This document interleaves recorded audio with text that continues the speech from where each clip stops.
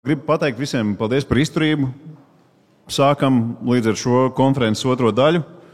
Sākumā mēs uzzinājām konstatējošo daļu, un tā noteikti var kādam nepatikt, lai mēs nepaliktu vienkārši par visu sliktu Latviju LV. Turpināsim ar iespējamo daļu, ko darīt. Noskaidrosim šādus viedokļus šajā jautājumā. Un noteikumi ir tie paši, paliek vienkārši un bezskaislīgi. 1 minūte jautājumu uzdošanai, 2 minūtes atbildēji uz jautājumu. Replika vai jautājums no publikas, lūdzu, ievērojam arī 1 minūti. Atbildot uz jautājumu, ceļamies kājās. Tad, kad mēs esam izrunājuši ilgāk par 2 minūtēm, būs signāls un būtu labi, ja mēs iekļautos šajās 2 minūtēs, cienot viens otru, lai mēs varētu pēc iespējas vairāk apskatīt dažādas idejas un jautājumus. Liek netērējot laiku, turpinām Konservatīvās domas konferences demos un dalībnieku 2 minūšu prezentācija. Ko darīt? Sāksim ar Aivaru Strakšas. Lūdzu. Man pirmajām uzreiz jau domāju, ka būs... Labi, principā izējot no tā, ko es iepriekš stāstīju par to, ka politiskā vara ir, izpildu vara ir saplūdusi ar likumdevēju varu, tad šī kārtība ir jālauž. Ja mums neizdodas kaut kādā normālā procesā nodrošināt šo balansu, un tad ir jāpadomā vai mums nav kaut kas jādara bišķiņ ar valsts iekārtu. Tad pirmais, ko es gribētu ieteikt, un tas jau ir daudz reizes cilāts, ir nodalīt prezidentu no, teiksim, prezidentam iedot atsevišķu mandātu, nevis tā, lai to mandātu viņam iedot jau atvasinātu parlaments. Līdz ar to prezidents, viņš tā vai citādāk, viņam jāsaka, pirmkārt viņam jāiztur skaistuma konkurss. Nākošais jautājums, tur uzreiz ir jāparedz attiecīgas impeachmenta procedūras, tātad tauta iecēla, tauta atcēla. Ja? Tas jau būtu vēl viens tāds, teiksim, mazs solītis. Nākošais jautājums ir jāsāk atdot atpakaļ tautai vara un jāsāk, es negribu absolutizēt tautas varas atdošanu, ja tur ir savas robežas, bet tomēr jāsamazina referendumu slieksnis. Tās aizsardzības līnijas, ko ir uzbūvējuši, teiksim, pašreizie, teiksim, tas grupējums, kas ir pie varas, tā viņi varētu noteikt. Viņiem ir jāatņem tieši, teiksim, jāatgriež kaut kādās iepriekšējās pozīcijās. Manuprāt, 50,000 būtu plus mīnus tāds saprātīgs lielums, lai nebūtu, teiksim, kaut kādas pārmērības arī. Tad ir vēl viena lieta, tā kā es vairāk saistīts ar uzņēmumiem, gan valsts, gan privātiem uzņēmumiem. Tas man šķiet pilnīgi nesaprotami ir tas, ka valdība pati sev nosaka algas, ierēģņu samaksa, teiksim, nav atkarīga galīgi no tā, kā veids valstī uzņēmumam. Ja? Un man šķiet, ka ir ļoti vienkāršs mehānisms, kā to visu sakārtot. Vienkārši darba samaksas fonds jāpiesien pie iekšzemes koprodukta. Iekšzemes koprodukts aug, nav žēl, saņemiet, iekšzemes koprodukts samazinās, diemžēl samazinās. Ja mēs skatāmies tas, kas šobrīd ir, es netiku nekur tālu, ja. Te man vēl bija 2, bet noteikumi, jā. Es domāju, mēs paspēsim vēl starp citu, par prezidenta institūtu mēs runāsim vēl arī noteikti vēlāk. 2 minūtes saimnes deputātam Dīdzim Šmītam, lūdzu. Jā, kā es teicu, kur bija problēma, tad risinājumi būtu noņemt visus iespējamos ierobežojumus, kādi šobrīd ir uzlikti tam, lai spējīgākie piedalītos politisko procesu padarīt interesanti izpratnē, mainīt vēlēšanu sistēmu, kur mums ir iespējams vēlētāju uzvarētājs, kurš vada noteiktajā termiņā valdību un spēj savus mērķus sasniegt. Vēl es teicu, ka Tečerē bija 17 gadi, Blēram 10. Tas būtu tāds vienkārši pateikt. Jautājums ir, kā to izdarīt. Jo skaidrs, ka tie, kas ir šodien varu paņēmuši, viņi uz ko tādu gatavi iet nav. Un tā nav mana balss portāls, tas nav referendums rīt no rīta.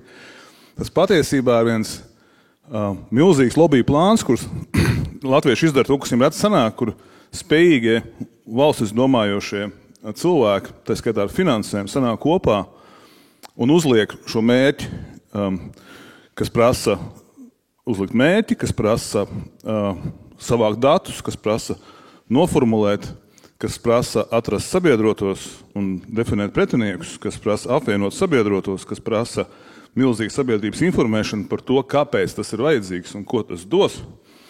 Ja, un tad mēs nokļūstam pie spiediena šim likumdevējam vai nākamajam izpratnē, kaut kas var mainīties tikai tad, kad spējīgie pārliecina sabiedrību ar naudas resursiem un ar smadzenēm par to, ka šīs pārmaiņas ir nepieciešamas, jo politiskais process var mainīties tikai tad, kad sabiedrība ir nobrieduši šīm pārmaiņām. Un to ir iespējams izdarīt. Es saprotu, Aigars kaut ko līdzīgu dara, jā, bet tur labāk viņš pats stāstīs droši vien. Es uzskatu to par realizējumu lietu, ja spējīgie beidzot saprot, ka bez viņu līdzdalības politikā mēs to valsts tiešām varam arī pazaudēt vienu dienu. Paldies. Paldies. Un turpinājumā vārds Ringaldam Balodim. Lūdzu. Ir tā, ka jau ASV dibinātājs Benjamins Franklins teica, ka valsts galvenais uzdevums ir atrast īstos valsts vīrus.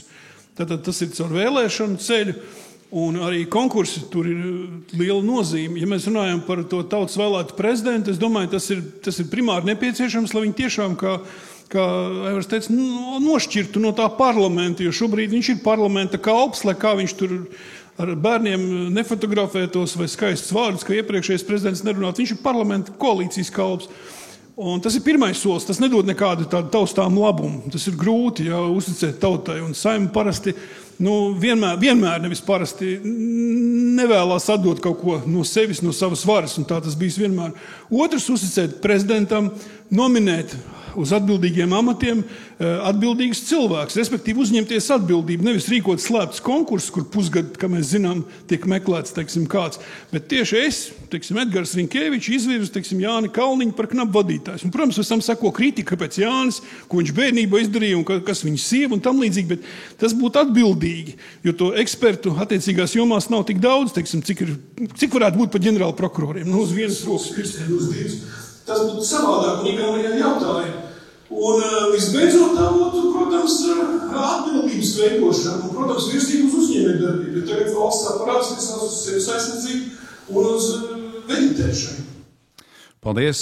Jā, atgādinu, ka pašlaik no prezentācijas, ko darīt, un katram jāprezentē ir 3 idejas. Katram grib šovakar aiziet mājās ar 3 labām atziņām, idejām, ko darīt. Par to arī vēlāk pastāstot citiem. Un turpinājumā vārds Ivaram Zariņam. Lūdzu. Jā, es jau minēju, manuprāt, tas, kas ir jāizmanto šī lielā iespēja. Šis ir liela iespēja, liela izaicinājuma laiks priekš Latvijas. Un es jau minēju, kāpēc šis tehnoloģisko pamatu nomaiņa globāli, klimata notikumi, migrācija, tas viss mums dod milzīgākās iespējas. Un mums jābūt vīzijai, kā to izmantot. Kad mums ir šī vīzija, tad nākšais solis ir, kā mēs viņu īstenosim. Un šeit, ja es piekrītu iepriekš runātiem par to, ka mums vajadzīgs efektīvs mehānisms. Kāpēc viņš nav efektīvs, jau to mēs arī izrunājām. Šī negatīva atlase, kas ir nostrādājusi, mēs esam šī negatīvās atlases slazdā. Kā viņu uzlaust? Kā es to redzu, tad jāpanāk, lai šeit būtu pilnīga politiskā konkurence, lai neilgus un nespējniekus varētu aizsūtīt mājās vai politiskā mēslainē. Plus otrs ir tiešām jāparādās šim atbildības principam. Lai cilvēkiem būtu iespēja pienākums atbildēt par savu rīcību.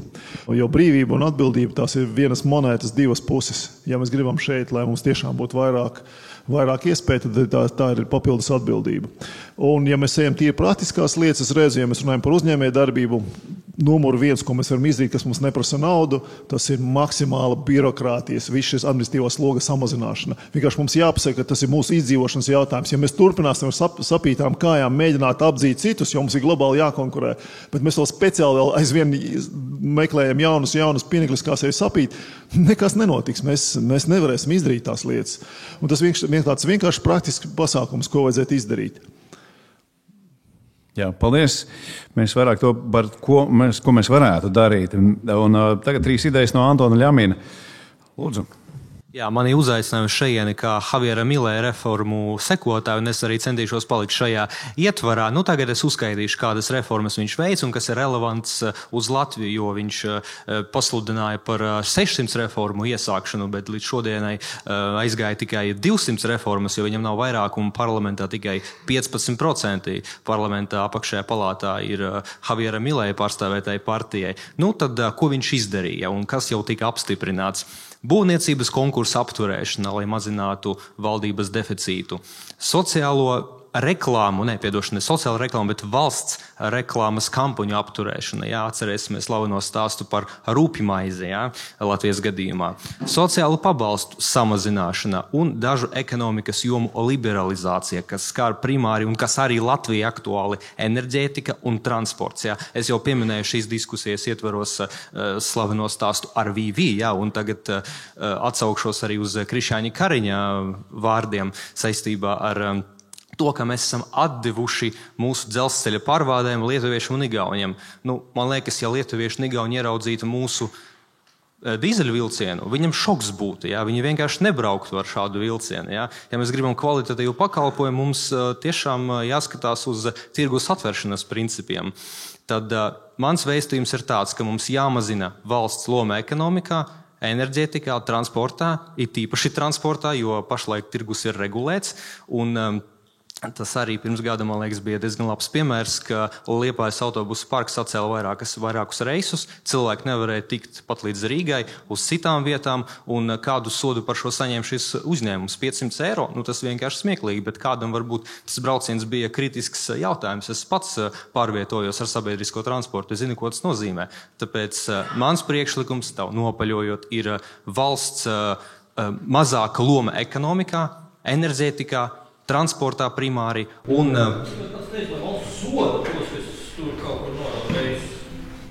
Nē, es teicu, ka tas tirgus ir regulēts pašlaik. Labi, ļaudis par to visu vēlāk. Šo parunāsim. Paldies, mēs par to noteikti paturpināsim un turpinājumā 3 idejas no Guntra Vītola. Lūdzu. Neesmu izdomājis 3 idejas, bet es pateikšu tā, ka, protams, ka, lai mēs attīstītu savu ekonomiku, tā noteikti ir deregulācija un valsts ietekmes mazināšana. Un tas, ko tas praktiski nozīmē? Tas nozīmē to, ka valsts, protams, tērēs gan pa veselību, gan pa aizsardzību un tā tālāk, bet šie mehānismu realizācija, šīs naudas apgūve ir jānodod vairāk tomēr privātiem sektoram, jo visspēcīgākā armija pasaulē ir ASV, un tur pilnīgi visi ražotāji ir privāti. Kas ražo visas medicīnas iekārtas un tam līdzīgi tie privātie. Respektīvi, ja mēs paskatāmies veiksmīgi projektu Latvijā, tad tāds praktiski tikai viens. Nesen uzbūvēja šo te Ķekavas apveceļu. Privātiem tika pateikts, mēs tev maksāsim tik daudz par šo te pakalpojumu, bet tu pa savu naudu uzbūvē un garantē, ka 25 gadus kaut kas notiksies. Mums ir principā jāiet projām no iepirkuma sistēmas, jo iepirkuma sistēmā pārdevējs grib saņemt vienreizēju maksu, vienreizēju peļņu, savukārt ierēdnim ir pilnīgi vienalga, jo viņš tāpatās ne pa ko neatbild. Tātad šis ir viens no modeļiem, uz kuriem varam iet. Man ir vesels saraksts ar lietām, ko var darīt, bet es tomēr atzīmēšu, ka galvenais ir tas, lai pie varas nonāk tie cilvēki, kas būtu gatavi šīs reformas realizēt. Un šobrīd arī tā demokrātiskā sistēma, kas mums darbojās tajā formā, kā viņa darbojās, viņa to nav spējīga realizēt. Es nosaukšu vienkārši piemēru. Iedomāsimies, ka mums nāk kaut kāds līderis un viņš grib vinnēt Saeimas vēlēšanas un dabūt vairāk. Un tas, ko Dīdis minēja, ka nav neviena partija, kas varētu uzņemties atbildību uz nākamajiem 4 gadiem. Viens cilvēks nevar startēt visos vēlēšanu apgabalos. Ja? Tur ir jāliek kaut kādi citi cilvēki, un tas ir novedis pie politiskās sistēmas fragmentācijas. Otra lieta ir valsts finansējums. Mēs beigām, kā es izteicos publiski, no lapas pie lāča. Ar valsts finansējumu problēmas, bet paldies, man nav laika. Es labprāt paskaidrošu vēlāk, ja būs iespēja. Paldies. Un turpināsim ar Kaktiņkungs. Ko darīt? Daudz ideju. Es piekrītu te gandrīz visām pilnīgi vai daļēji, bet tad bija, kad īstenībā jau tā sistēma jau neļaus ieviest tās labās lietas, un te mēs nonākam pie sistēmas. Man patiesībā nav konkrēta lieta, man tikai ir hipotēze, kādā virzienā skatīties un varbūt kā attīstīt domu. Kad iespējams, ka pats viss lielais ietvars nav piemērots tādiem cilvēkiem kā mēs. Un te es domāju satversmi un visas tās procedūras, kas pēc tam no turienes izriet un kāds ir aprakstīts. Kaut ir tāda lieta, mēs zinām, ka Pirmā republika bija fails, viņi izgāzās. Jā. Demokrātija pastāvēja īsi, bet Ulmanis un fināls bija ļoti bēdīgs. Jā. Mēs copy-paste paņēmām īstenībā to ietvaru, jo tāpēc, kad Pirmā republika, jā. Un patiesībā mēs atkal esam situācijā, kad ir nepārprotams fails. Un tad iespējams, ka tas viss lielais rāmis ir šķīps. Ja? Ne šķīps pats par sevi, bet viņš vienkārši nav piemērots tādiem cilvēkiem, kādi esam mēs. Jo te ir ļoti svarīgi, ja, kad visi šie modeļi, viņi jau nav labi paši par sevi. Piemēram, ASV Afganistānā, viņi taču viesa savu demokrātiju, viņi tur miljārdus tērēja, labākie pasaules konsultanti un tā tālāk. Mēs varam tikai iedomāties, kādu naudu viņi lika iekšā, lai viņus tā teikt pievērstu rietumu vērtībām, ticībām tā tālāk. Un mēs zinām, ko tas viss beidzās. Ja? Tad viņiem nevarēja, tur kaut kas cits ir vajadzīgs. Ja? Un iespējams arī tas mūsu esošais ietvars vienkārši viņš ir pārāk labs priekš tādiem cilvēkiem, kāda esam mēs. Bet es nezinu, tā ir tikai hipotēze. Paldies! Un turpinājumā Rostovs kungs, 3 priekšlikumi. Ko darīt, lai apturētu virzību? No kancels.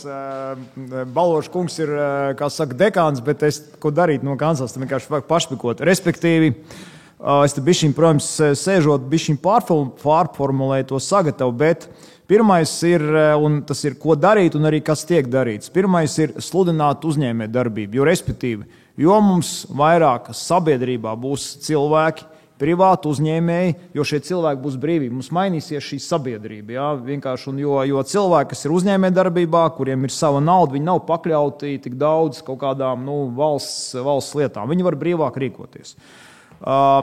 Arī šī fāzē tas novedis pie tā, ko Digis teikt, bez daudzām citām lietām, ko es mēģinu darīt. Mēs izveidojām Domnīcu Lāzeru, kurai jau šo piekdienu būs 2. konference, un šīs domnīcas finansētāji ir tieši privāti uzņēmēji, kas nav absolūti atkarīgi no kādiem valsts pasūtījumiem. Tie ir brīvi cilvēki, tur nauda vairs nav problēma. Jā, tad un tur jau pirmais pētījums ir, kas varbūt kāds no jums ir lasījis par šiem te. Daun Salvers ir vadītājs. Pirmais pētījums par tiem 4 attīstības scenārijiem. Mēs vienkārši sākam ieskrieties. Jā. Un tā doma ir tieši faktiski uzakumulēt šos dažādos pētījumus, un tad otrs ir komunicēt, pārliecināt par šīm pārmaiņām. Tad tas process notiek. Jā. Un nākamā ideja, teiksim, ir sistēmas audits, jo tas, ko parāda arī daudz attīstīto valstu lietas, jo mums šobrīd kaut kā viss tā publiskā pārvalde darbojās pēc kaut kāda algoritmas, kad kaut kur kāds ir pieņems kā dokumentu. Mums ir jāpārformulē mērķi, un visai tai publiskai pārvaldē jādarbojās atbilstošiem mērķiem. Un tas pēdējais, protams, mēs arī domnīcā nonāksim pie tēmas par politisko konkurenci, jo to, ko mēs ar Digi sākām šobrīd faktiski tā. Es jau arī katru dienu domāju par to, kā es savu resursu varu izmantot visliederīgāk pie valsts, bet vienkārši es saprotu, kad ja es vienkārši brutāli šobrīd iešu politikā, vienkārši tam tas efekts būs daudz mazāks nekā tā sistēmas tiks pārorganizēts, kad daudz cilvēku, kuri būs brīvi, kuriem neaizdegs konkurēt. Jo kāpēc šobrīd nevarētu 200 vai 300 cilvēku uztaisīt partiju, nevajadzētu ne knābus, neko, ka viņi uztais partiju un viņam nav jāraksta nekādas atskaites, neko. Viņi uztais partiju un piedalās vēlēšanās. Un tā būtu normāla politiska konkurence. Paldies. Jā, paldies. Lielas paldies. Mēs tagad esam noklausījušies 2 minūšu prezentācijas. Es lūgšu, ka turpinājumā mēs katrs paliekam savās vietās, kā teica mūsu pieminētais viens no prezidentiem. Tā tad jautājuma daļa. Un atgādināšu 2 minūtes atbildēji, 1 minūte jautājumam. Es skatos, jau ir jautājumi, un varbūt tad uzreiz sāksim ar jūsu jautājumiem, ja tāda ir. Jā, Arnis Kaktiņš pieskārās Latvijas brīvvalstī un teica, ka tā ir bijusi fails. Es tam gluži negribētu piekrist. Latvijas republika izveidojās kara izpostītā teritorijā, jaunizveidot valsts, un 20 gadu laikā sasniedza augsts sasniegums, kas bija starp pirmajiem radītājiem Eiropā. Salīdzinot ar mūsdienu Latviju. Mūsdienu Latvija nav tik veiksmīga. Mēs esam 30 gadu laikā joprojām pēdējās vietās Eiropā. Un varbūt tā bija tā problēma, ka sākotnēji 90. gadu sākumā tika atstumts no varas Latvijas Republikas pilsoņu kongress un tā pamatprincipi.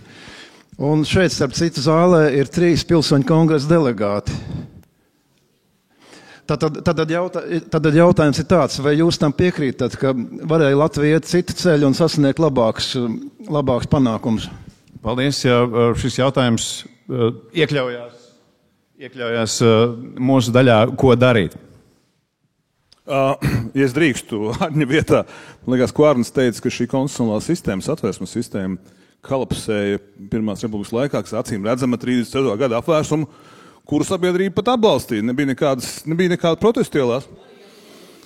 Jā, bija diezgan sapūs. Un jautājums ir, starp citu, mēs tos atversmi, man nedaudz Ringols samalot, diezgan daudz ko kopējām no Veimāras republikas, kur cits starpā beidzās ar Adolfu Hitleru nākšanu pie varas. Un viņiem nebija domas atgriezties pēc tādas atversmes savas konstitūcijas Vācijā pēc kara. Un starp citu satversmi izveidojot un pēdējās debatas, tā skatā par tautas vēlēt prezidentu vai nē, paliek pie šī pamata ar tekstu. Mums nekad nav bijis konstitūcija, mēs uztaisījām labāko, kas mums likās iespējamais. Dzīvojam, skatāmies, nebūs labi, grozam, mēs esam brīvu tautu, demokrātiski sanāksim un grozīsim. Manuprāt, tas laiks ir sen jau klāt. Jā, paldies. Jā, es gribēju repliku. Juristiem vispār ir tendence apjūsmot papīru. Darbs tāds, ne, apjūsmot. Bet, ja mēs runājam par pirmo un otro periodu, tad ir ļoti būtiski, kas bija šie valstsvīri, kas bija valsts dibināšanas sākumā. Tur bija Čakste, kas bija guvis pieredzi Krievijas impērijas domē, tur bija daudz no bēgļu nometnēm, tur bija daudz cilvēku, kas nebija profesionāli juristi, viņi bija amatieri, viņi izveidoja šo te konstitūcijas atversmi.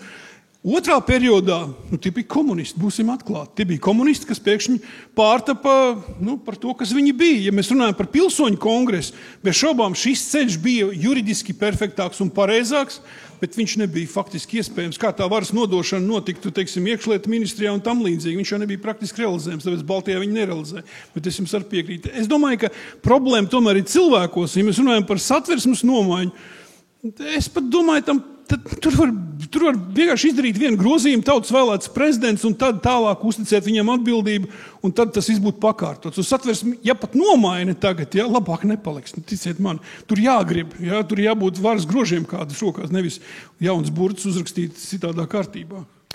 Paldies. Jautājums. Tātad Šmita kungam, Rostovs kungam ļoti patīk tā tēze par to, ka profesionāļiem uzņēmēji būtu tie, kas varētu valsti kārtot. Man ļoti patīk arī tas, ka Šēles kunga laikā bija tā atbildības deleģēšana, kas šeit tika minēta. Bet, ja mēs zinām, tas sabiedrībā esošais priekšstats par to pašu Šēles kungu, varbūt viņš nav tik ļoti viennozīmīgs. Un jautājums ir, ko varētu darīt, lai tiem jaunajiem uzņēmējiem, kas nāktu pie varas, lai nebūtu šie paši sabiedrības aizspriedumi par to, ka uzņēmējs, ka viņš liks jau savā kabatā iekšā un viņš mācēs to izdarīt. Ja? Kā iegūt šo uzticību tiem cilvēkiem, kuri prot darīt lietas? Paldies! Didis Saksi? Kurš vēlas atbildēt?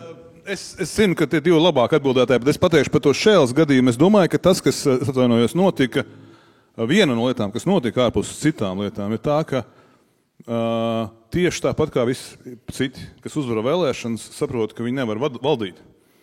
Ja, ka viņiem nav mandāts uz 4 gadiem, ka jāiet kopā vismaz ar 3, 4, un ja gadījumā tu sāks kļūt veiksmīgs, tev vienkārši nometīs.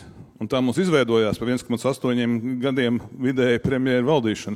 Bet par to pārējo sadaļu es zinu, ka Gunters ir rakstījis, un es zinu, ka Aigaram noteikti labāk.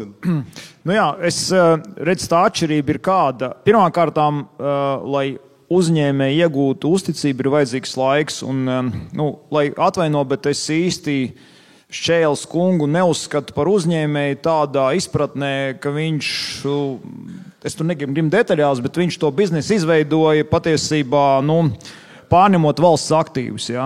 Tas bija tas laiks, negribu te atgriezties. Tas, kas ir vajadzīgs, un šobrīd tādu uzņēmumi ir izveidojušies, tie arī ir Domnīcas Lāzera finansētē, Depo grupa, Arnes Rieksniņš, kur nauda pelna tirgu. Viņiem nav neviens valsts pasūtījums. Viņi brīvi cilvēki, ļoti turīgi, un viņiem ir apnicis, kas šeit notiek. Un viņi investē savu nopelnīto naudu globālajā tirgu un grib maksāt pa pārmaiņām. Viņi negrib iet nevis parlamentā, nekur.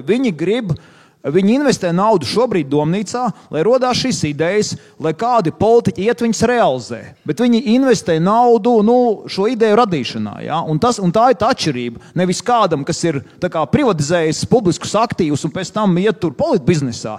Nē, un patiesībā tas arī ir sabojājis sabiedrībai viedokli pa uzņēmējiem, kas mums tagad šai paaudzei, kas nav neko privatizējuši, mums traucē attīstīties, tāpēc, kas mums skatās kā uz blēžiem, dēļ tādiem cilvēkiem, kas bija 90. sagrāba aktīvus. Jā, liels paldies. Pavisam maz, es pilnīgi piekrītu, Egar. Jā, tas nav, tas joks ir tajā, jā, es arī neuzskatu šeit, vismaz tajā laikā par uzņēmēju pilnīgi noteikti, nē. Un tas joks ir, ka 20 vairāk gadu pagājuši, ka tā uzņēmēju uzkrātais kaut kāds kapitāls parādās, ka tagad ir uzņēmēji, kam neko nevajag, bet ir gatavi investēt valstī, un par šo laiku viņiem ir aizslēgts durvis. Gan investēt politikā, gan, ja gadījumā paši grib iet, viņi arī iet, ja, un sasniegt kaut kādas rezultātus. Tur tas joks ir, ka tas ir noticis pa to laiku, kamēr te uzņēmēji radās. Liels paldies! Gribu atgādināt to, ka tad, kad mēs atbildām uz jautājumiem, lūdzu piecelsimies kājās. Un lēnā garā, es domāju, mēs varam beidzot pietuvoties pie pirmā jautājuma pēc prezentācijām visām un pēc idejām, ko mēs varētu darīt. Tātad mēs runājam visi par Javieru Milēju un viņa veiksmēm un neveiksmēm, un tās veiksmes mēs redzam, bet vai viņam ir bijuši arī kādas kļūdas vai neveiksmes, no kurām mēs varētu mācīties, lai mēs zinātu, ko darīt? Tas jautājums tev, Anton. Es uzreiz jūs apbēdināšu, pašlaik mēs nevaram to novērtēt. Viņš sāka savas reformas tikai šī gada janvārī. Turklāt pat ne visas reformas, kā es jau ieminējos, tur tās reformas tiek ieviestas pakāpeniski un aptuveni tikai 3. daļa no tā. Pašlaik, par ko gan viņu varētu paslāvēt, viņš cīnās un kā savu prioritāru uzdevumu nodefinēja valsts budžeta deficīta samazināšanu. Tur gan viņam jau ir panākumi, sakot ar 24. gada aprīli. Tur pirmo reizi, man liekas, 20 gados Argentīnai ir izveidojies mēneša proficīts budžetā. Tāpat arī inflācijas apkarošanā tur ir diezgan arī lieli panākumi, manuprāt, bet tomēr tur inflācija ir augsta. Ja?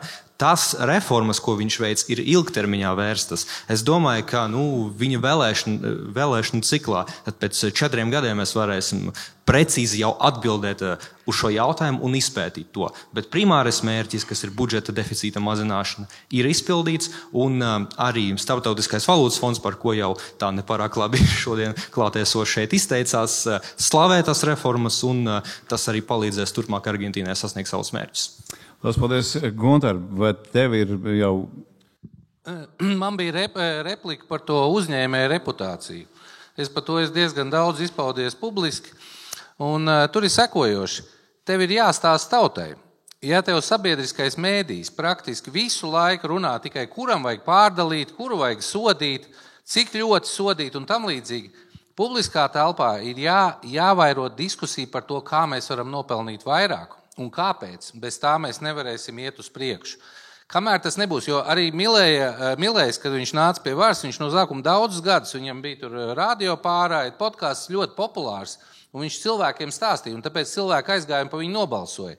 Šīs te idejas Latvijā neizskan, jo mums vēlreiz, ja mēs paskatāmies mēdī telpu, mēs visu laiku pa kaut ko sūdzamies, strīdamies, nosodām, un domājam, kuram tagad vajadzētu pārdalīt vairāk. Un tā ir ļoti fundamentāla problēma, jo mēs dzīvojam demokrātijā un ir ļoti svarīgi, par ko cilvēki balso. Un viņi balsos par to, ko viņi sapratīs. Un tas var nākt tikai ar laiku. Paldies! Lielas paldies, par Javieru. Es mazu repliku pa mēdījiem. Respektīvi, uzņēmēju komunai draudzīgs mēdījis ir TV24, un, diemžēl, mums dažādas pārunas ar publisko mēdīju, ja neskat atsevišķus raidījumus, kur nav problēma iekļūt, bet kaut kādus tādus, bišķi analītiskākus raidījumus, sabiedrisko mēdīju vadība tur, kā saka, viņi labāk tur pa tautas, pa dziesmu svētkiem, pa visu kaut ko, bet, es esmu par visu kaut kā, bet, tas nav tas balans, un patiesībā tas ir sabiedriskā mēdīja, bet arī tad jautājums, ko tie politiķi ir ielikuši tur tajā sabiedriskā mēdījā. Ja? Un tas ir tas jautājums. Jo tur kaut kāda tāda atsaucība runāt, tā analizēt, pa ekonomiku biznesu tā kā nav. Ir bišķi otrādīgi, ko mēdīja ielikuši politikā. Jā, liels paldies. Es skatos, ja tur varētu būt jums jautājums. Jā, tas, ko es teicu, ka tā valsts pārvalde sāk, tās valsts pārvaldes intereses sāk pašas par sevi prevalēt par tautas interesēm kopumā, un ja valsts pārvaldei izdodās noangažēt mēdījus, kas patiesībā šobrīd ir noticis, jau, es teikšu, 15 gadus mēs esam diezgan ir ļoti veiksmīgi valsts pārvalde pārņēmusi mēdīju tādu virskontroli, un tad vēl ir tāds rečeks, kas uzreiz katru, kurš mazlietiņ savādāk, tad to uzreiz hopts pie kauna staba. Un otra lieta, runājot par Kaktiņu kungu to domu, es kaut kā atcerējos Rietumvācijā dzirdēto frāzi, kas man iesēdās galvā. Es saprotu, ka Rietumvācija 61 miljonus paņēma klāt, Austrumvācija 17 miljoni. Un tad man vienā sarunā viens tas vācietis teica, bojātais cilvēks. Par austrumvāciešiem viņi teica bojātais cilvēks, un tagad tai satversmes sakarā man arī ienāca prātā, vai mēs neesam bojātie cilvēki. Jā, jā, tur tās manas tēzes pamats ir tāds, kad mēs esam tādi, kādi mēs esam, no tādu materiālu, kādu mēs esam, ar tādiem ķieģeļiem izskatās, kad Eģiptes piramīdas īsti nevar uzcelt. Un te tā manas hipotēzes, vienkārši tā būtība, jā, kad, es piekrītu Baloža kungam, kurš saka, jā, bet uzrakstīs savādāk tos papīrus, kas tam mainīsies, jā. Visam pamatā ir cilvēks. Mēs esam tādi bojātie cilvēki. Un tad tomēr man šķiet, ka visdrīzāk tur varētu būt smalks nianses. Ja? Ka tas, kas strādā uz nebojātiem cilvēkiem, varbūt netik labi uz bojātiem, un tad tiem bojātiem varbūt labāk piemēroti ir bišķi kaut kādas citas lietas. Bet tikai kā hipotēze. Es īsi, te izskanēja brīnišķīgas lietas. Ja šie cilvēki nostātos Saeimas šīs vai iepriekšējās priekšā, viņam visi piekristu, bet, kad būtu jābalso, viņi balsot šādi. Un tas ir tas mehānisms, kā panākt, lai viņi šīs idejas realizētu. Un vienīgais ceļš ir varas koncentrācijas un decentralizācija valsts kaut kādos regulējumos uzņēmumu, bet tur nevar panākt, tur nebūs skaisti kaut kāda kompānija, kas to realizēs, lai kā viņi tādā domnīcā sēdēt. Tur jābūt strikta mehānismu, un pasaulē ir izgudrots prezidenta vara vai premjera vara. Bet kā to izdarīt, jo referendumu principā ceļā tas nav iespējams izdarīt kvorumu, un Saeimā jebkā arī diena noraks vienkārši. Nepietīgs balss pārmaiņām. Lielas paldies. Es domāju, pārvietosimies pie nākamajiem jautājumiem, un tad atkal atgriezīsimies pie atbildēm un replikām. Bijušais valsts prezidents Egils Levits no Saeimas tribīnes ir teicis, ka 20. gadsimta valsts pārvalde ir arhaiska un neatbilst 21. gadsimta vajadzībām. Un mums vajadzīga moderna valsts, kurā būtu moderna pārvaldība. Vai tas nenozīmē, ka satvērsme mums ir veca un to vajag no jauna uzrakstīt? Kādas pilnvaras būtu piešķirams prezidentam vai kādam citam institūtam, lai nošķirtu likumdevēju varu no izpildvaras, un vai šāda nošķīruma realizēšanai būtu praktiska jēga? Šo es gribētu, Aivar, uzrunāt no tevis, vai tev ir kāds viedoklis? Jā, šeit, manuprāt, ir ļoti vienkārši. Tātad jautājums, ja mēs veidojam prezidentālu republiku vai tādu pusprezidentālu republiku, es jau būtu par to, ka ir jāvirzās prezidentālas republikas virzienā, tikai jautājums, kā to panākt, jo, protams, ka Saeima būs pretī. Mēs esam maza valsts, ja? Esam tādi, kādi mēs esam. Mēs redzam, ka mēs nevaram iedot vienai grupai, teiksim, cilvēku absolūtu varu, un uz 4 gadiem pēc tam aizmirst, kas tur notiek. Viņi kārto savas lietas, un par šiem 30 gadiem sanācis tā, ka principā ir izveidojis kaut kāds varas monopols, kurš ir sevi norobežojis un nodrošinājis to, ka neviens cits turklāt vairs pie tās varas lāgā netiek. Pēdējais, kas mums bija, teiksim, partiju finansēšanas likums, viņi ar to ir noteikuši to, ka viņiem tagad ir finansējums no valsts budžeta ir un pietiek, un tas arī nav pareizi. Pirmkārt, ja mēs paliekam pie tā finansēt, viņa kārtība nav pareiza, un tad nākošais jau jautājums, teiksim, tas, kas nesen bija, principā cilvēki to tā norīja mierīgi, centrāla vēlēšanas, teiksim, to komisiju paņēma, palika apakšā zem kancelēs valsts. Tātad premjers, ir tas, kurš teiksim, ir priekšnieks. Ja? Tātad vara pēdējos, teiksim, vismaz 10-11 gadus, ko viņi nodarbojasies ar to, ka viņas ir norobežojusi savas tās tiesības valdīt no pārējiem. Ja? Vienīgais veids, kā mēs no tā varam tikt ārā, ir salauzt to. Ja? Pats vienkāršākais un saprotamākais, tā ir tautas vēlēts prezidents, pat kaut vai ar tādām funkcijām, kā viņš ir pašlaik. Arī tas jau būs milzīgs solis uz priekšu. Tas ir mans viedoklis. Ja. Jā, paldies. Jā, lūdzu. Ja drīkst, gribētu uzdot jautājumu Strakšas kungam, par prezidentālo republiku. Vai jūs ar prezidentālo republiku domājat pēc ASV un Kipras principa, kur nav premjerministra amata? Nē, prezidentāla republika klasiskā veidā viņa nozīmē to, ka valdību ieceļ un vada prezidents. Saima mums būtu likumdevēja vara. Tātad viņiem kaut kādā veidā likumā noteikti kārtībā viņi sadarbojas, bet tas, ko mēs iegūtu to, ka viens cilvēks tautas priekš ir atbildīgs par valdības darbu. Ja? Tad tas ir viņš, ja kaut kas neiet, tad, zinām, kam arī prasīt. Tas, kas mums tagad ir izveidojies, ja? Mums premjeras pasaka, es neatbildu par satiksmes ministriju, es nezinu, ko viņi dara, tas ir tās partijas, problēma. Ja? Tas nebija vēl pirms Kariņa valdības. Ja?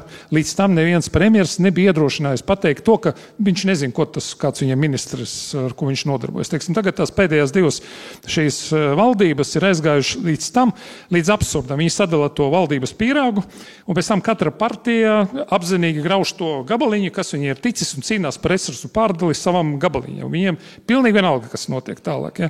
Tur mēs nekur netiksim projām. Tad drīzāk pēc Francijas principa, jā? Redziet, tas ir diskusijas jautājums. Man vislabāk pateikt to, ka ir prezidents, viņš nodarbojas ar valdības sastādīšanu un valdības vadīšanu. Jautājums, vai mēs to varam dabūt un cik tas ir reāli. Jā, paldies. Es gribētu dot vārdu Ingoldam.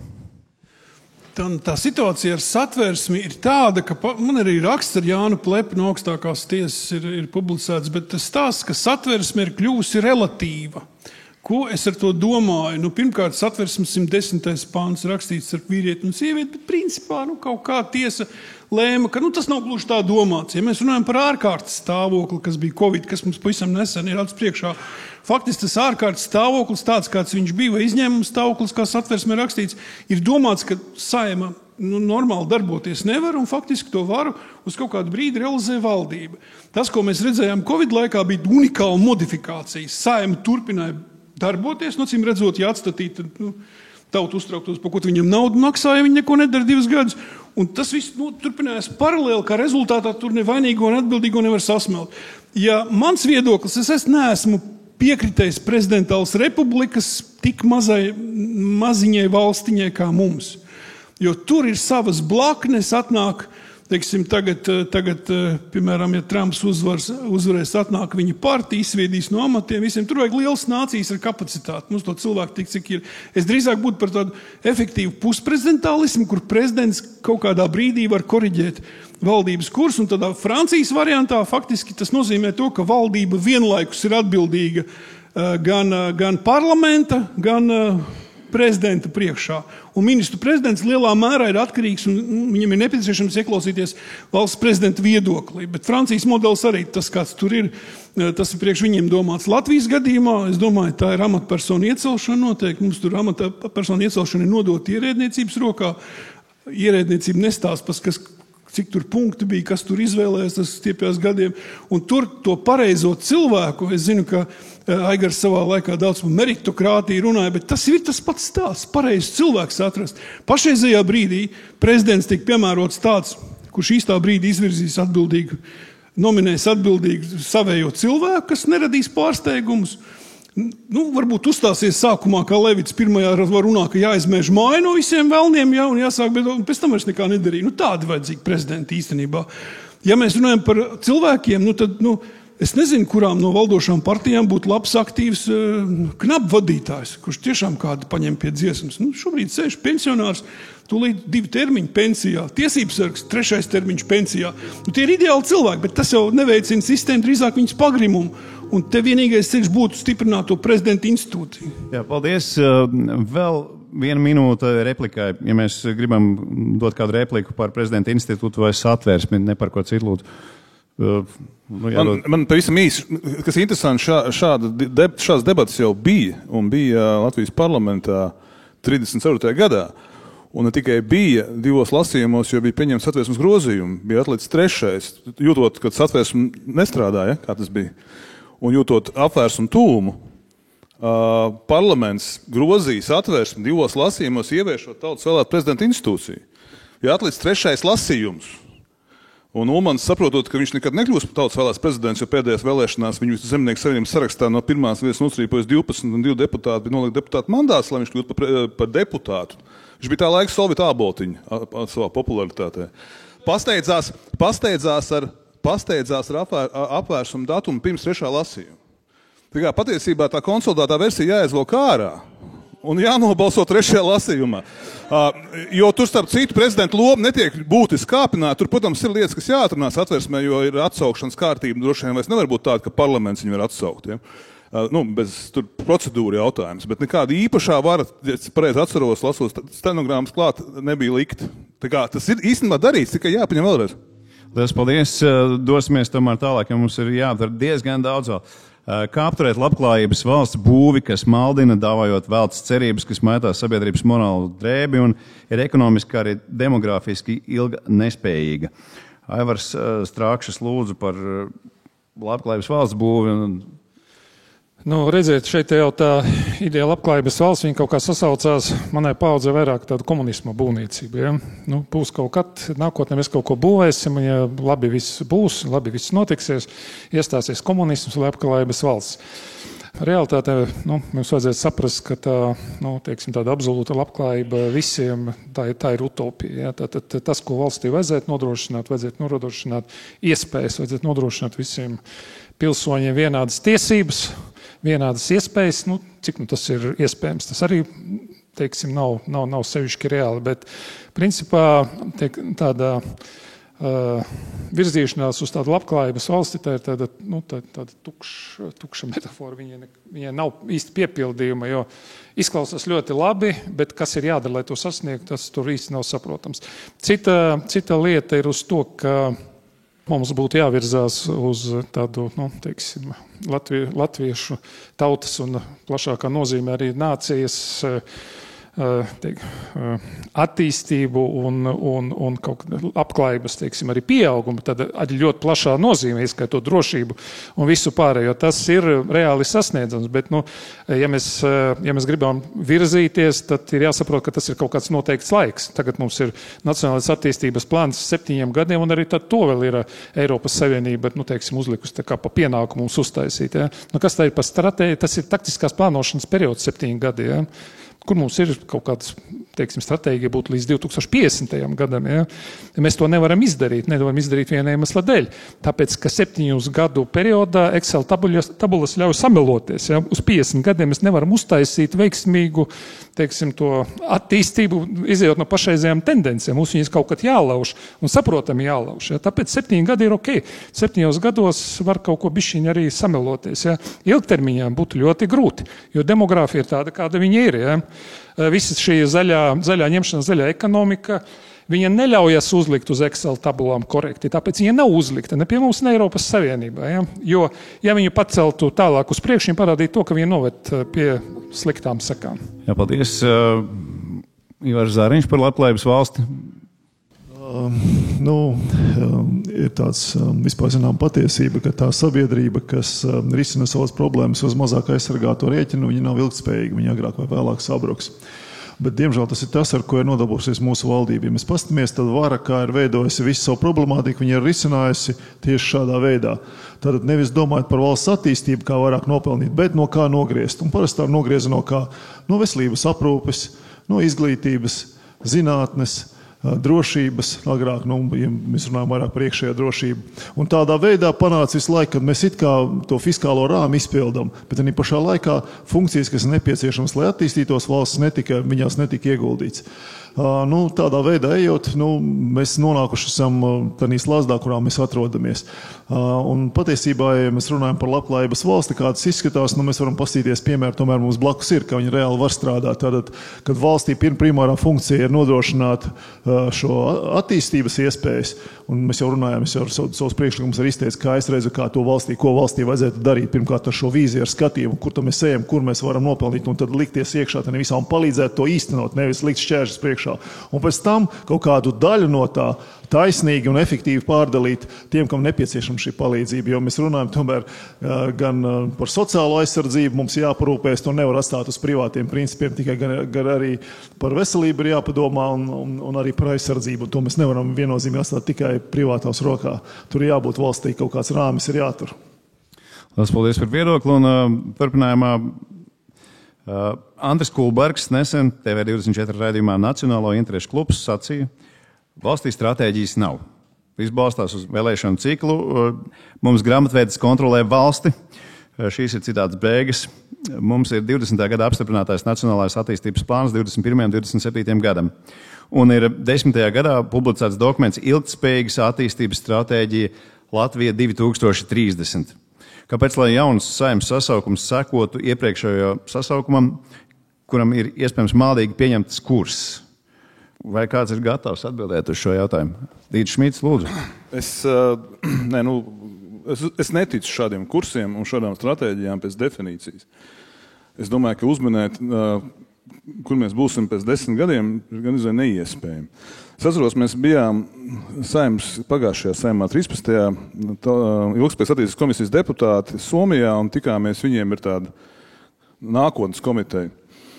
Un viņiem arī bija tā kā doma, ka viņi liks plānu kaut kādu, jo iepriekšējais bija beidzies. Un tad pirms viņi lika, viņi pastījās, bet ko tie pirms 30 gadiem lika? Un kur mēs esam šodien? Un tad viņi teica, ka vistuvāk tam, kas bija jāizdara līdz nokļūt tur, kur esam šodien, bija tāds deputāts, ko visi uzskatīja nedaudz nepieskaitāms un parlamentā toreiz. Jo viņiem bija drausmīgi trakas idejas. Un viņš prognozēja, kāda būs pasaules attīstība un kas Somijam pēc tā jāizdara. Un viss bija izpildījies un vēlreiz 30. Ja.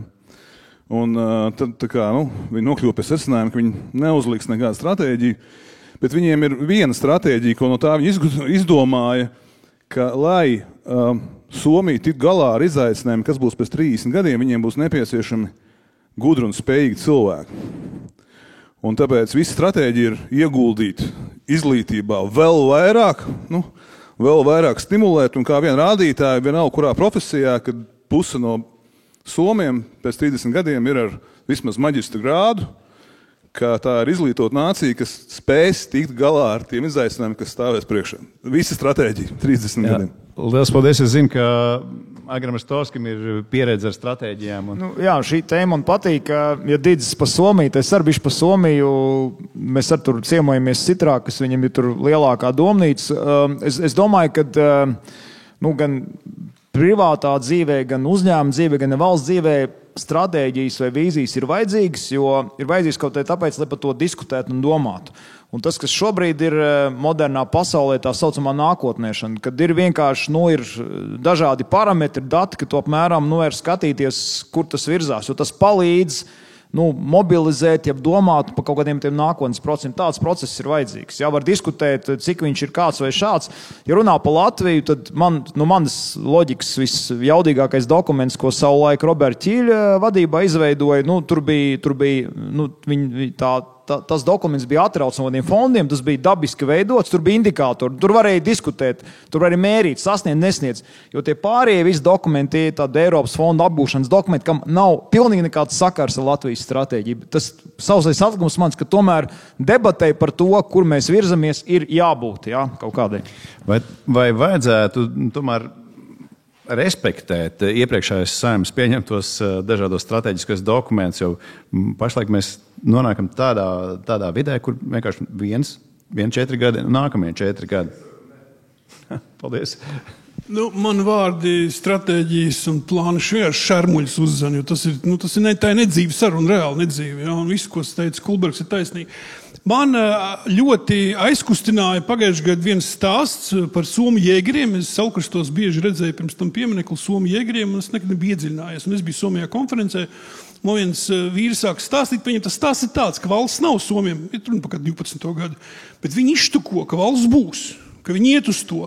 Un viņi pilsoniskā kārtā deleģēja, uzrunāja kaut kādus 100 jauniešus, kas gāja uz Vāciju mācīties militārā skolā, lai tad, kad sāksies x stunda, ka būs valstī nepieciešama bruņoties spēki, viņi būs izmācījušies. Latvijā tā situācija tāda, ka mēs karojām Krievijas impērijas pusē, tie somu jēgeri otrā pusē, tad iespējams šāvām viens uz otru. Kad karš beidzās, tie somu jēgeri, viens no viņiem bija Mannerheims, kas vēlāk līniju būvē, bija tieši tie, kas uzvarēja šos sarkanos somus, un vēlāk bija viņu armijas pamats. Tad faktiski mēs nerunājam par valsti, mēs runājam par spēcīgi pilsonisku sabiedrību, kas spēj skatīties gudri. Šeit man bija nācies savākt kopā Saeimas priekšsēdētājs, Satversmes komentāru atrašu, neiespējamā misija. Viņi viens ar otru tā kā suņi. Daļa kaut kāda atnāk. Premjeri tas pats. Iespējams, mums ir ļoti nacionālais raksturs, ka mēs viens otru ļoti, ļoti apkarojam. Un tas ir bēdīgi. Te ir tomēr nacionālā rakstura liela nozīme gan nācijas lielumam, gan vecumam, gan arī kaut kādām tendencēm. Bet es, protams, uzreiz attaisnoju, mums latviešiem var pateikt, mums labāk uz deportēja, cita aizmuk uz austrumiem. Vispār mēs esam nabadzīgi, vai ne? Jā, vēl paldies. Ir kāda replika? Jā, es skatos vismaz 3 replikas šeit. Kā kungs sadalīsiet? Un 4. es domāju, dosim sievietei vārdu šoreiz. Paldies. Vispār paldies par atbildēm uz jautājumu, ko darīt. Brīnišķīgs jautājums, tāpēc es centīšos atsaukties uz tām domām, kas jau ir izskanējušas, jo tiešām viedas un gudras domas, un tomēr man replika ietvers jautājumu akcentu, un es dzirdēju, ka daudz jau to izmanto. Kā darīt, man liekas, ir vēl labāks jautājums, kas ir vairāk vērsts uz rīcību un konkrētiem piemēriem. Un nevelti te izskanēja, un es negribētu citēt klasiku no pagājušā gadsimta Satversme neiet.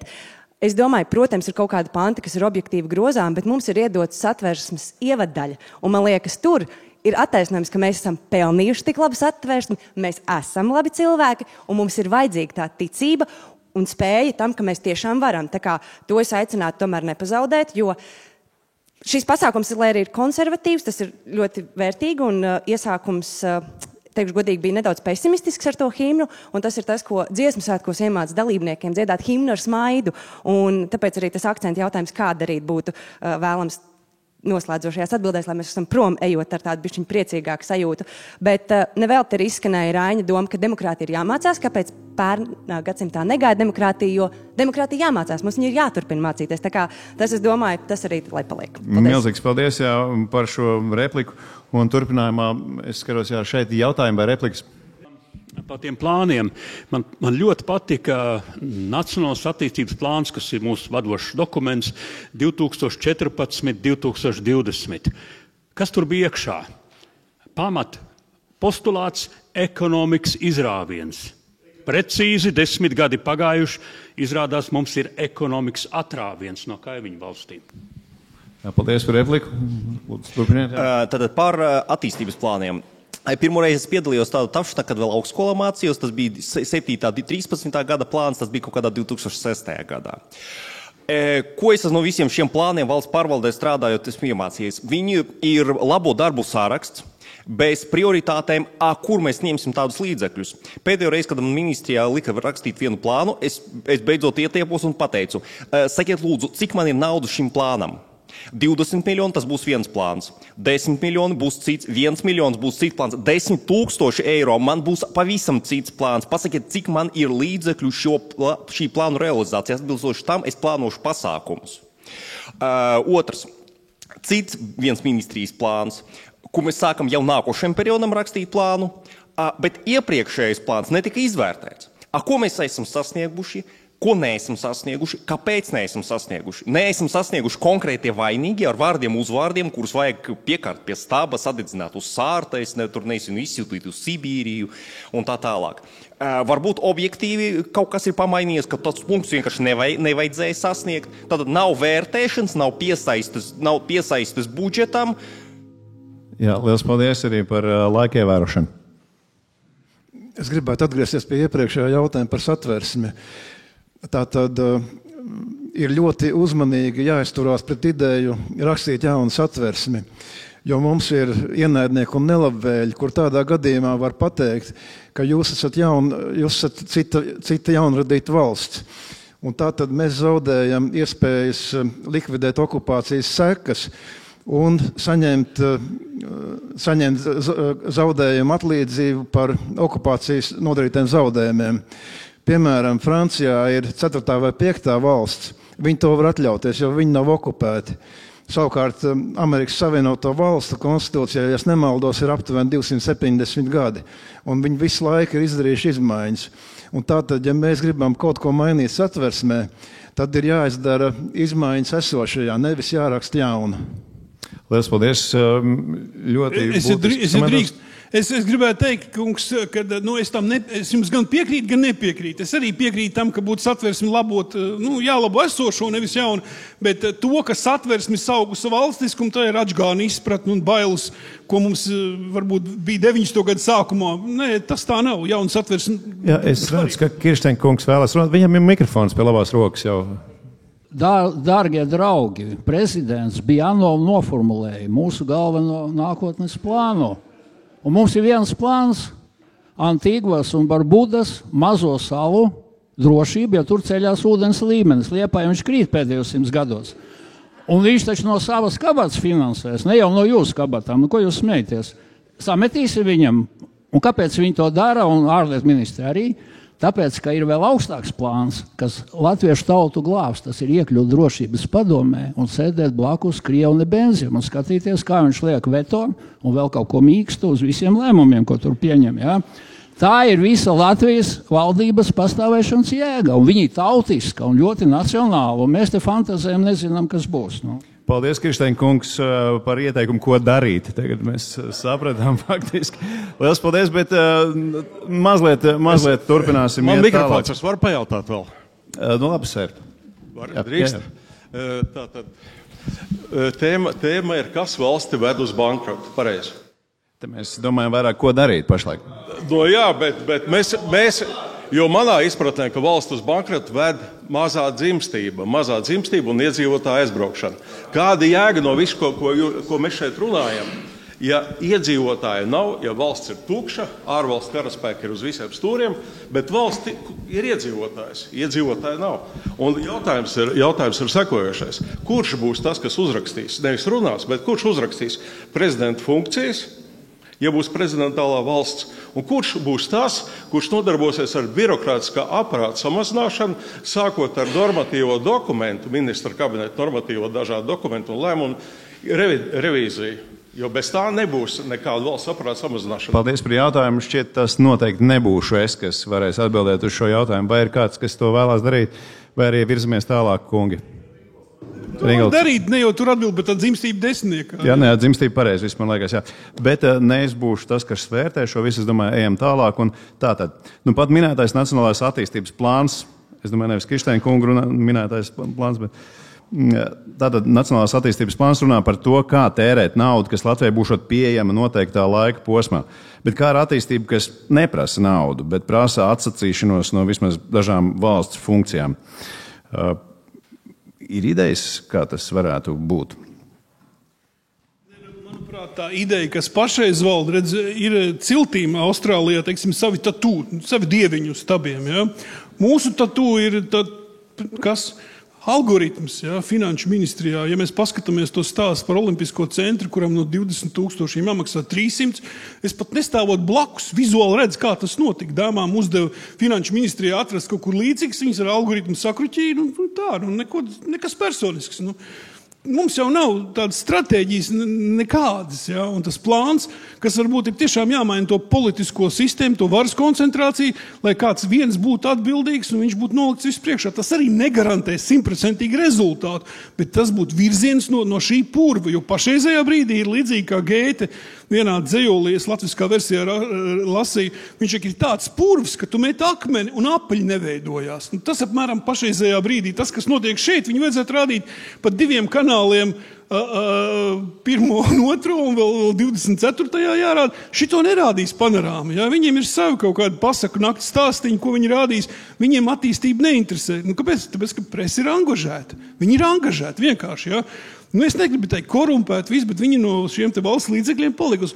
Un tas ir tiešām strupceļš un tiešām te teica, ko darīt. Es nezinu, kā darīt pie pašreizējās situācijas, kā var nomainīt to sistēmu. Es redzu, ka ir ideja, ko darīt. Mums tur sanāk daudz tur par šitām lietām runāt, tur ar valdību un tam līdzīgi, bet tur atkal ir stāsts par to, tā skaitā politisko kongresu. Tas, kas jāsaprot ir, jā. Tad no sistēmiskā viedokļa, jebkurā sistēmā kompānijā samazināt izdevumus, ja viņi pagājušajā gadā nav mazināti pa 5%, tas ir easy. Mums ir 14 miljardu budžets, 500 700 miljonus būtu vienkārši. Kāpēc tas nenotiek? Tāpēc, kad mums ir milzīgs publiskais sektors un tie ir vēlētāji. Un vēlētāji tā skaitām pie varas esošiem. Tad, ja tu kaut kur mēģinās griezt, tur uzreiz ir visādas nērtības. Ja godīgi sakot, es ticu, ka kaut kas var mainīties tikai, ja ir ārēji apstākļi, vienkārši fundamentāli būtiski samazinās naudas resursus, jo labprātīgi esošā sistēma neko nemazinās. Viņi vilks līdz pēdējām un viss, tad tikai tas brīdis, kad beidzās nauda, sakot, naudas nav vairāk vienkārši. Nu, tad ir viss, jā. Tad kaut kādas izmaiņas ir notiek. Es esmu pie tiem, kad krīze ir labākās iespējas pārmaiņām. Lielas paldies. Es domāju, šoreiz ejam tālāk. Par prezidenta institūtu jau runājam, varbūt mazliet pārklāsies ar jau iepriekš sacīto, bet par Saeimu. Kādas konstitucionālās izmaiņas jūs ieteiktu, lai veicinātu Saeimas deputātu tautas priekšstāvju atbildību konkrētu vēlētāju priekšā? Varbūt Didzim Šmīdam ir idejas. Pat cik ir saistība? Atkal pa apli jau kuro reizi, bet, ja mēs gribam vairot, tad mums jāmaina vēlēšana sistēma. Vai nu uz mažoritāru, kas būtu mana pieeja, vai nu uz vismaz jauktu, kur ir pusi tāda un pusi tāda. Jo šobrīd piekdienas, kas ir Saeimas deputātam veltīts tikšanās ar vēlētāju, ir vienkārši smieklīgi, jo tu nezini, kur viņš ir. Ja tu ir iecirknis, ja tu būtu ievēlēts no Rojas, Rojas Dundagas iecirkņa, un tu ļoti labi zinātu, kas ir tavs vēlētājs, tad būtu, pamēģini neaizbraukt piekdienās pie viņiem. Ar to viss arī būtu beidzies tavā karjerā. Tā ir mana pārliecība, un es tur piekrītu pilnīgi Arnim, ka nav kaut kāds perfektās sistēmas. Es nesaku, ka varbūt šobrīd, starp citu valstīs, kur kā Anglijā viņi 300 gadus ir bijusi tāda, ja? Tagad mēs redzam, ka tur ir kaut kāda buksācija notiek, un iespējams viņiem ir kaut kāds cits pārmaiņas vajadzīgs. Bet mums pamēģināt kaut kā savādāk, iedomājieties, ja tagad būtu 100 iecirkņi, un katrai partijai no esošajām būtu jāuzliek 100 līderi, viņiem pirmkārt tāda nemaz nav. Tas momentāli nozīmē konsolidācijas procesu politiskajā vidē. Un tas beigu galā visas mažoritāras vēlēšanas sistēmas ir noveduši pie vēlētāju uzvarētāja, kā Amerikā, kā Anglijā, kā Austrālijā un citur. Ir kāds, kurš uzvar vēlēšanas un saņem mandātu savu politiku realizēt. Anglijā pēdējo 50 gadu laikā viena koalīcijas valdība bijusi Kamerūnam ar liberālu demokrātiem, vienīgā. Un tad var vērtēt, vai viņš nevar teikt, ziniet, man tā programma vairs nedara, jo tagad mums jāveido koalīcija, mēs īstenībā rakstam tikai tagad. To, ko viņš ir teicis, par to viņam arī būs jāatbild. Un pēc 4 gadiem, vai viņš saņem ziedus un turpina vēl viens 4, vai nu ar kāju pa pakaļ un projām. Tas būtu, manuprāt, kaut kas, kas mums būtu jāmēģina šajā virzienā. Tā ir mana personīga pārliecība. Paldies. Es redzēju, dāma aizmugurē vēlējās teikt kaut ko, un tagad ir tas laiks. Lūdzu. Man bija jautājums Rostovska kungam tieši par viņu iepriekš teikto, ka jā, tā ir naudai jābeidzās un tad kaut kas varētu mainīties. Un tad man jautājums ir tāds. Valsts pārvalde dzīvo no valsts budžeta. Budžetā nauda rodas no uzņēmēju maksātajiem nodokļiem, ne no kurienes citurienes. Man ir jautājums, cikos jums beigsies pacietība skatīties, kā jūsu nauda valstī tiek iznīkota? Cikos? Jo man nav vairs laika jautāt, kad. Jā, paldies. Es atbildēšu ar citiem vārdiem. Tad, kad es TV24 pateicu to domu, kad es pagaidām runāju kā privāta persona, nevis kā LTR, kā prezidents, kad es apsvēršu domu kādu brīdi aicināt Latvijas uzņēmējus iet prom no šejienes. Tas rullītis ieguva apmēram 100 000 skatījumu, un viņu rečeks nobloķēja. Pareizi darīt. Okay. Tā, jo redzi, tā atbilde ir tā, tas ir tā ar tādu mazu joku vai savādu, bet redzi, uzņēmēji jau ir visās sabiedrībās ir mazākā sabiedrības daļa. Un tas jautājums ir, cik tāda plašāka sabiedrības politiskā elite saprot un nesaprot uzņēmēju lomu. Mēs varam par to runāt, kādas mums ir opcijas. Mums nav tik daudz, es pateikšu vēl un otru piemēru. Tad, kad šitā idiota Reira, kas saka, performatori likvidēja mikro uzņēmumu nodokli, par ko es personīgi saņēmu no Barozo vietnieku apbalvojumu par labāko programmu krīzes laikā, jā. Un, kā saka, bija pateicis, ka mikro uzņēmums likvidēs. Mēs taisījām pasākumu pie parlamenta. Kā jūs domājat, cik atnāca šie mikro uzņēmēji? Tajā brīdī viņi tur bija kaut kā 40,000. Cik viņi atnāca, kā jūs domājat? Tuvu tam 15. Jā. Un līdz ar to, tas mans vēstījums ir kāds, to, ko tie cilvēki, kas sēž uz mūsu asas, nesaprot, ka vienkārši tajā brīdī, un šobrīd tas process notiek, jā, es esmu tajā apritē visā. Principā, jebkurš uzņēmējs, liela daļa uzņēmēju, kuriem aktīvi ir virs 10 miljoniem, būtiski pārved projām. To, ko mēs redzam investoru vidū, ģeopolitikas šeit ir vairāk out nekā in, tie ir tie procesi. Un mēs mēģinām vienkārši, un tas jau mans bija signāls, vienkārši aizdomājieties, ko jūs darat. Tāpēc, kad pazudīs liela daļa uzņēmēji, tad te vienkārši nekā vairs nebūs, te būs tukšs laukums. Uz šīs pozitīvās nots arī turpināsim ar mūsu šī vakara pēdējo jautājumu. Šī nav pirmā demos sesija, par kuru daži regulāri apmeklētāji ziņo rīkotājiem, ka neieradīsies, jo šeit runāšot kāds viņam netīkams politiķis. Kādu lomu Latvijas politiskajā nesekmībā spēlē šāda cilšu sabiedrībai vairāk piedienīga atcelšana un atsacīšanās no dialoga ar pretējo nometni, vai pat politiķu kā sugas stigmatizācija? Ir atbilde. Lūdzu. Labdien, Jānis Suipe. Jau ilgāku laiku klausos, kā visi grib uzņēmējs pie varas, valdībā un tā tālāk. Un kā pats mazais uzņēmējs varu teikt, ka tas būs pilnīgs ārprāts, jo uzņēmējiem galvenais ir peļņas mērķis. Un mēs varam pārdot visu kaut ko, ievest darba rokas lētās vai investors vai ko, bet mums ir jāskatās, lai cilvēki, tur jau minēja kungs, lai mums būtu cilvēki, lai mums būtu bērni, kas šeit dzīvo, jo valsts nav ekonomiskais poligons. Valsts ir domāta latviešu tautai. Tas ir Satversmes preambulā minēts. Liels paldies. Es atkārtošu vēlreiz jautājumu. Viena te man ir jāpasaka replika ir. Replika. Es nevienu brīdi teicu, ka uzņēmējiem jābūt pie varas. Nevienu brīdi. Jūs kandidējat. Nevienu brīdi es neesmu teicis, ka uzņēmējiem jābūt pie varas. Nevienu brīdi. Tad jūs kandidēsiet. Šo jūs atliksiet, tad, kad mēs būsim ārā no šīm telpām izgājuši, izdiskutēsiet divatā. Bet tad es atkārtošu jautājumu. Šī nav pirmā demos sesija, par kuru daži regulāri apmeklētāji ziņo rīkotājiem, ka neieradīsies, jo šeit runāšot kāds viņiem netīkams politiķis. Kādu lomu Latvijas politiskajā nesekmībā spēlē šāda cilšu sabiedrībai vairāk piedienīga atcelšana un atsacīšanās no dialoga ar pretējo nometni vai pat politiķu kā sugas stigmatizācija? Tīts. Nē, es daļēji teiktu, ka tas vienkārši cilvēks, kurš baidās. Tu esi tas stigmatizētais. Es nezinu, vai tas esmu es. Es neesmu vienīgais. Bet baidās pazaudēt argumentu sarunā. Tad vēl viens piemērs, ka nav ko darīt politikā, tad man citu komentāru nebūtu. Jā, paldies.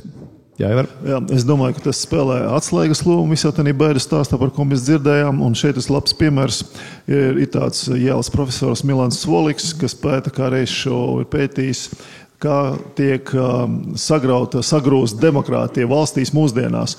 Viņš izpētīja 200 variantus, 200 gadījumus kaut kādās 50 valstīs, un visām atrada kopējo, ka sākas politiskā polarizācija, ka rodās rodās politiskās nometnes, kuras savā starpā nesarunājas, un sabiedrība polarizējas līdz. Tas ir perfekti Latvijas stāsts. Un vēl viena kopīgā pazīme tam visam bija, kad mēdī sāk apkalpot varu. Un šīs ir tās divas lietas, kuras sagrauja demokrātiju un tālāk sagrauja valsts attīstību. Paldies. Milāns Svoliks, viņa pētījumu varat apstīties, izlasīt ļoti fundamentāls, ļoti noderīgs. Paldies. Paldies. Varbūt Antonam ir ko teikt šajā sakrā. Jā, man tomēr ir iegūta izglītība politoloģijā, un mēs arī jau pieminētu šodien Aura kungu centāmies atbildēt uz šo jautājumu. Un Aura kungs, Daunis Auras ieteica mums ieskatīties Latvijas politisko partiju likumā, un salīdzināt ar pārējām Baltijas valstīm. Un tas, par ko jāpasaka, man liekas, šoreiz, ir politiskās partijas un cik cilvēku vajag savākt, lai dibinātu politisko partiju. 200. Lai startētu Saeimas vēlēšanās, 500. Igaunijā par trešdaļu mazāk iedzīvotāju. Tur, lai dibinātu partiju, vajag 500. Un, ja grib startēt vēlēšanās, tad 1000 biedriem jābūt. Tad Igauņi gājuši prom no apvienībām. Latvijā, ja pat pietrūkst ar tiem 500 biedriem, var vienkārši apvienoties un vajag būt tā, lai apvienību veidojošajās partijās būtu tie 500. Igaunijā tā nav. Izraela, piemēram, ja partijas veido apvienību, viņam pat vēlēšanu barjera ir cita absolūti. Es domāju, ka mums jāiet uz šo. Es esmu reāli apbēdināts ar to, ka Latvijā ir vismazāk Eiropas Savienība iedzīvotāju dalība politiskajās partijās, un partijām uz vēlēšanām pat ir grūti sastādīt vēlēšanu sarakstus. Jā, paldies. Mēs vairāk runājam par politiķu stigmatizāciju un tādu kā cilšu lietām, kad viens politiķis neiet uz pasākumu, kur atrodas kāds cits politiķis. Jā, es skatos, ka Gunārs. Nē, es tā ļoti īsi personīgi novēroju, jo es darbojos nedaudz politikas aizkrāsnē, un es to ļoti skaidri, kad biežākie argumenti pie manis, kāpēc tu esi ar tiem, un iepriekš, kāpēc tu biji ar tiem. Un tas ir novedis pie tā, ka es nevaru stāstīt, kuri cilvēki man patīk, kur ir tiešām spējīgi cilvēki, kas varētu iet politikā, jo es varu atklāt tikai vienu lietu.